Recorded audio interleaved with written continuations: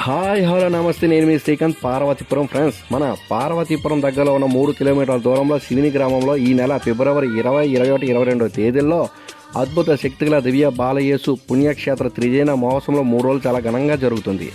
మన పార్వతీపురం చుట్టుపక్కల ఉన్న క్రైస్తవులు మరియు చాలా దూర ప్రాంతాల్లో ఉన్న క్రైస్తవులు సోదరులు ఎంతోమంది వస్తూ ఉంటారు. మీరు కూడా ఈసారి తప్పకుండా రండి, మన బాలయేసు దీవెనలు పొందండి. ఉదయం 9 గంటల నుండి సాయంత్రం 6 గంటల వరకు ఈ కార్యక్రమం జరుగుతుంది.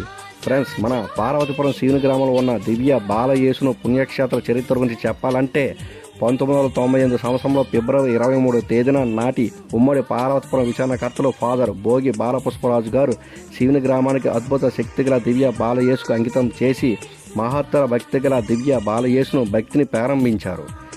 నాటి నుండి నేటి వరకు ప్రతి సంవత్సరము ఫిబ్రవరి నెల చివరి ఆదివారం మహోత్సవాన్ని కొనియాడుతూ 3 రోజులు ఉద్యోగ కూటంలో నిర్వహిస్తూ ఉంటారు. ఈ కార్యక్రమము శివుని విచారణకర్తలు, ఉపదేశులు, గ్రామబద్ధులు, యువతలు మరియు మహాఘనత వహించిన శ్రీకాకుళం పీఠాధిపతులు శ్రీ శ్రీ రాయరాల విజయ్ కుమార్ గారు మరియు పార్వతీపురం విచారణకర్తలు సునీల్ జోసఫ్ గారు మరియు బెలగా విచారణకర్తలు థామస్ రెడ్డి గారు ఆధ్వర్యంలో జరుగును. కావున మీ అందరూ తప్పకుండా రావాల్సిందిగా కోరుచున్నాం. Thank you very much.